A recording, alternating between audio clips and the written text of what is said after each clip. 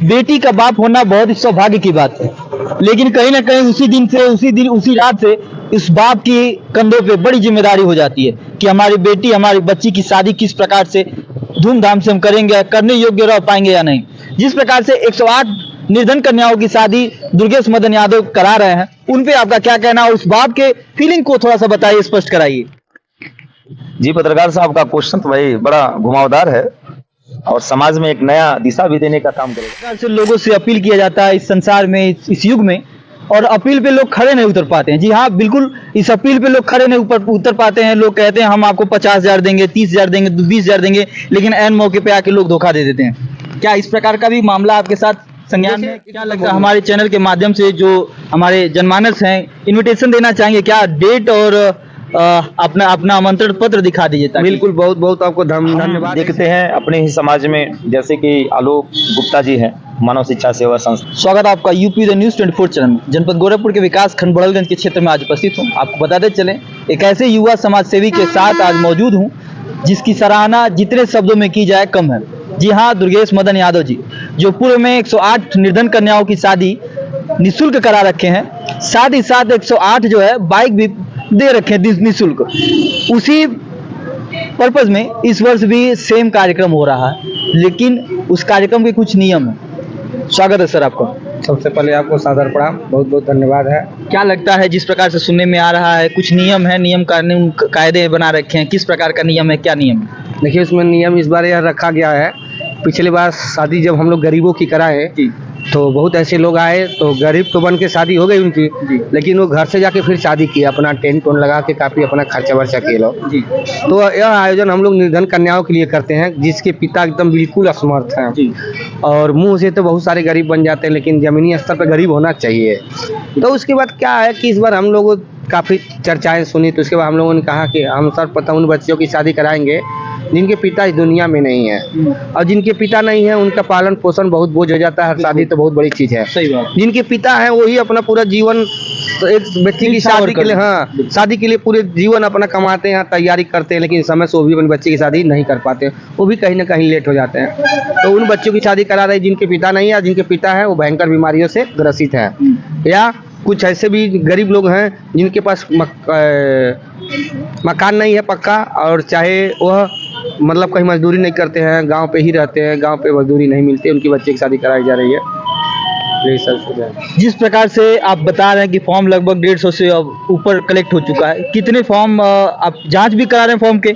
ऐसा बिल्कुल, हाँ, 46 अपात्र लोगों ने आवेदन किया है। वो ऐसे लोग हैं जो घर से भी शादी करेंगे, और वह लोग अपनी बच्चियों की शादी बड़ी धूमधाम से और दहेज भी दे के कर रहे हैं। तो हमने कहा कि भाई ये गरीबों के लिए आयोजन है, इसलिए आपका नहीं हो पाएगा, तो उनका निकाल दिया। बाकी जो 108 में हम लोग 76 फाइनल हो चुका है, और अभी जांच चल रही है। 186 फाइल थी जिसमें 46 गायब मतलब अपात्र लोग हैं जो बची, उसका भी जांच चल रहा है।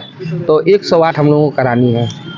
फाइनल 108 शादी आप लोगों के द्वारा निर्धन कन्याओं की करानी है। क्या लगता है, जिस प्रकार से पिछले वर्ष कमेंटबाजी हुआ आपके साथ कि भाई 108 निर्धन कन्याओं की शादी कराए तो उसमें ऐसा है वैसा, इस प्रकार से जो कमेंट हुआ, क्या उस पर आपके विचारों पे फर्क नहीं पड़ा क्या?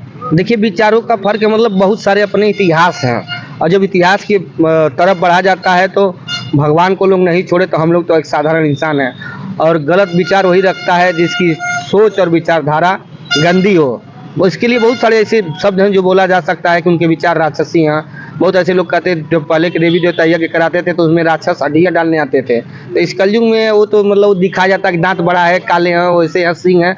वो ऐसे नहीं थे, इसी तरह से थे, लेकिन उनको एक मतलब आदिमानव की तरह। आज भी वो राक्षस हैं इस धरती पे। तो राक्षसों के चक्कर में हम अगर होपलेस हो गए, हौसला टूट गया, तो उन तमाम गरीब लोगों की उम्मीदें टूट जाएगी। एक सपना है बच्चियों का कि कोई है दुर्गेश यादव, वो शादी हमारी करा देगा। बच्चियां फ़ोन करती हैं, भैया, अब समझ ले, लड़कियां फ़ोन करती, भैया मेरे पिताजी नहीं हैं, तो मेरी शादी करा दीजिए। ये शादियाँ फुल हो चुकी है, रजिस्ट्रेशन काफ़ी जमा, फिर भी फ़ोन आते हैं।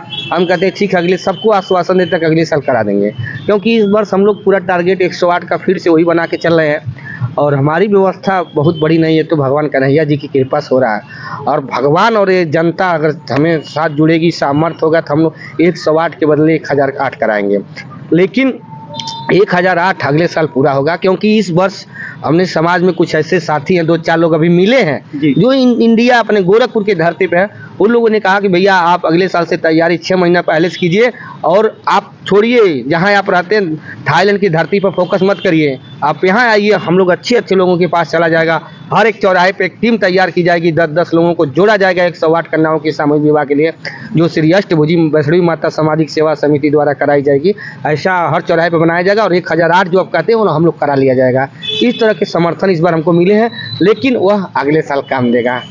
जिस प्रकार से लोगों से अपील किया जाता है इस संसार में, इस युग में, और अपील पे लोग खड़े नहीं उतर पाते हैं। जी हाँ, बिल्कुल, इस अपील पे लोग खड़े नहीं उतर पाते हैं। लोग कहते हैं हम आपको 50,000 देंगे, 30,000 देंगे, 20,000 देंगे, लेकिन ऐन मौके पे आके लोग धोखा दे देते हैं। क्या इस प्रकार का भी मामला आपके साथ संज्ञान में है क्या? हाँ, इस बार भी कई ऐसे लोग थे और नाम नहीं रखना चाहिए, कोई बात नहीं, हमने उन लोगों को कर्जा नहीं दिया है, लेकिन उन लोगों ने कहा पर्ची काट लीजिए और हम सहयोग करेंगे बाद में।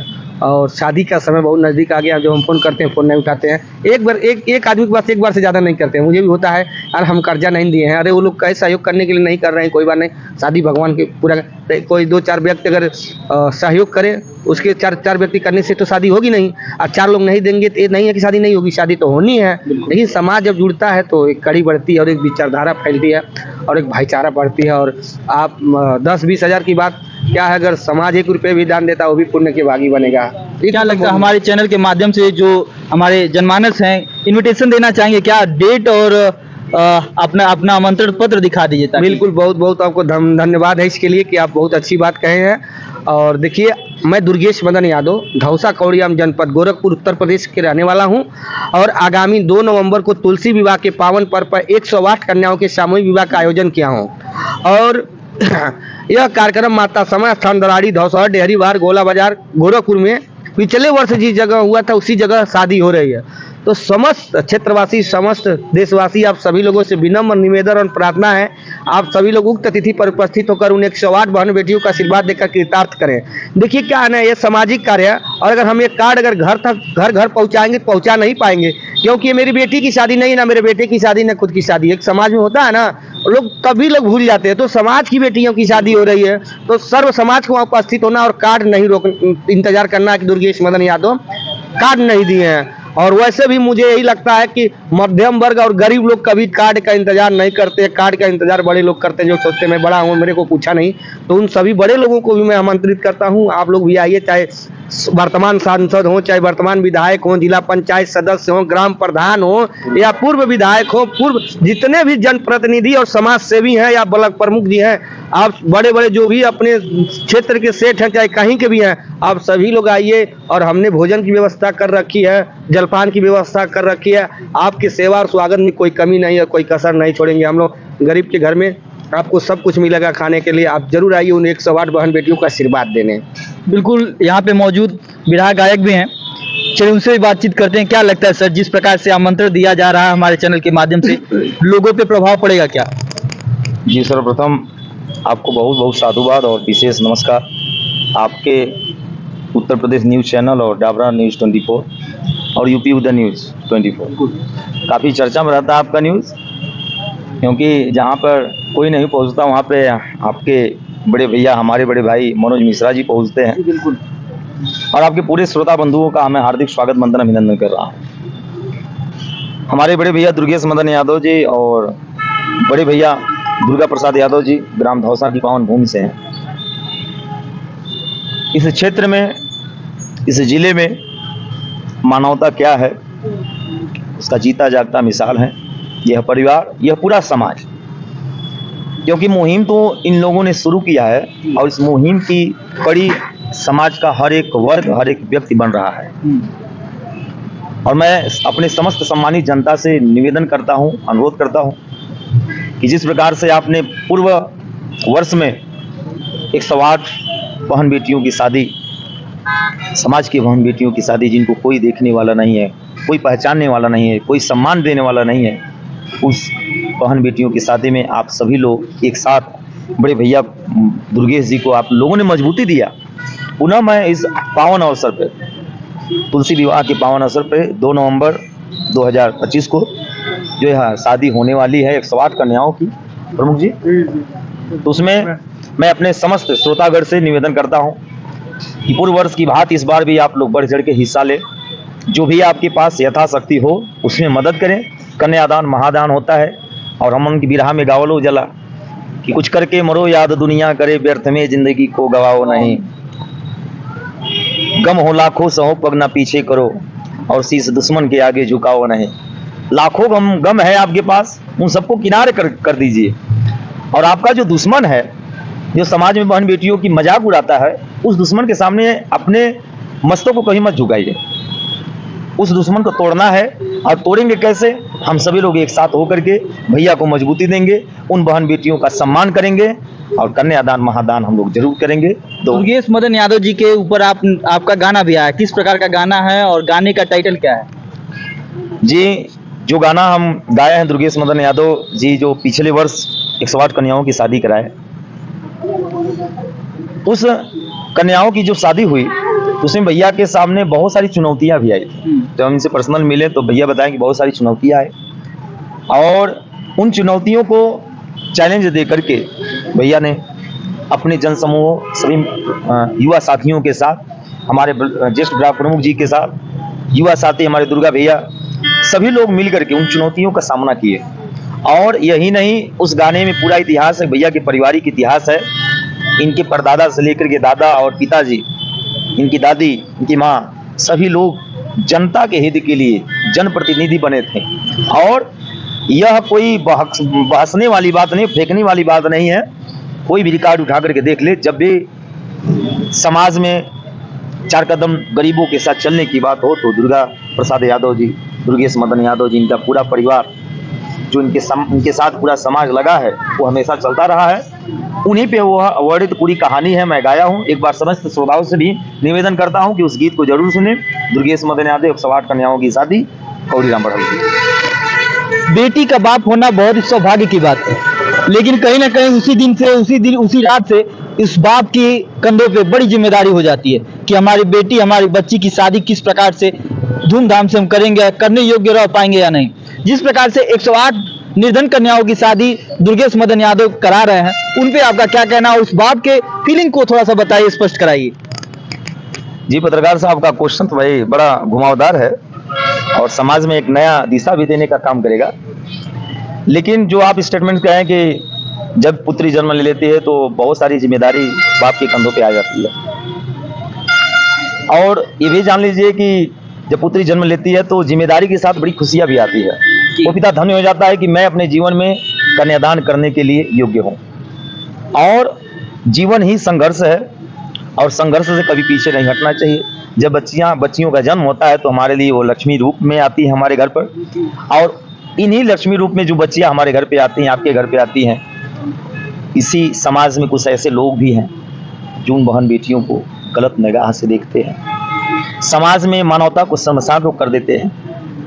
उसके साथ ही साथ यह जो विवाह हो रहा है बच्चियों का, बहन बेटियों का, इसमें समाज को एक नया आईना दिखाने का भी हम लोग काम कर रहे हैं। दुर्गेश भैया काम कर रहे हैं, इनकी पूरी टीम काम कर रही है कि आज कोई ये मजाक ना उड़ा पाए कि अगर कोई लाचार पिता है, बीमारी से ग्रसित है, वो अपनी गरीबी सबसे बड़ा श्राप होता है, और गरीबी से वो लड़ रहा है। उसमें जब अपनी बेटी को देखता है कि आज हमारी बेटी के मांग में सिंदूर पड़ने की योग्यता हो चुकी है, लेकिन धन के अभाव में कुछ कर नहीं पाता है कि अपना रोजी रोटी चलाए, कि अपना बीमारी के लिए दवा किसी तरह से व्यवस्था करे, वहाँ पे बाप मजबूर होता है। और ऐसे मजबूरी को आलम देने के लिए हमारे दुर्गेश भैया, दुर्गा प्रसाद यादव जी और ज्येष्ठ प्रमुख जी और समस्त युवा साथी, चाहे चिल्लू पार के हों, चाहे उधर बांसगांव के युवा साथी हों, चाहे गोरखपुर के हों, चाहे दूर दराज थाईलैंड से बिलोंग करते हैं, चाहे अन्य कंट्री से बिलोंग करते हों, वो सभी लोग उस लाचार बाप के लाचारी को समझते हुए उनके साथ कदम से कदम मिला करके खड़े हो रहे हैं। इससे बढ़कर के उनको सम्मान और कुछ नहीं दिया जा सकता है। और गोरखपुर की धरती पे एकमात्र दुर्गेश मदन यादव जो एक साथ 108 निर्धन कन्याओं की शादी करा रहे हैं, क्या इनके प्रेरणा से दुर्गेश मदन यादव दूसरा कब तक पैदा होगा, और कब तक इस समाज का, इस निर्धन कन्याओं की शादियों का बेड़ागर्क हो सकता है? देखिए, यह जो धरती है वीरों से खाली नहीं है। हम देखते हैं अपने ही समाज में, जैसे कि आलोक गुप्ता जी हैं, मानव शिक्षा सेवा संस्था, तो भी बच्चियों की शादी दहेज रहित कराते हैं। राजेश त्रिपाठी जी हैं, उनकी भी संस्थान दहेज रहित शादियाँ कराती हैं। मुख्यमंत्री भी कराते हैं। तो अगर हम बात करें गवर्नमेंट की मदद से, तो इसमें तो आलम और मजबूती मिल जाती है, क्योंकि शादी जब हो रही है तो उसमें अर्थ भी लगता है, वही मेन मजबूती है। तो इसके साथ ही साथ जो दुर्गेश भैया काम करा है, एक साथ इन्होंने 108 कन्याओं की शादी, 10, 20, 25, 50 नहीं, बल्कि ये इन्होंने अपना शतक पार कर दिया। ये बहुत हिम्मत की बात होती है। जैसे दरिया को देख करके बड़े अच्छे अच्छे वीर योद्धा भी उस दरिया में तैरने से पहले 10 बार नहीं 100 बार सोचते हैं कि क्या मैं इसको पार कर पाऊंगा कि नहीं। लेकिन अगर कोई जिगर रखने वाला व्यक्ति रहेगा तो उस दरिया को, उस समुद्र को जरूर पार कर लेगा। और वो जिगर हमारे दुर्गेश भैया के पास है।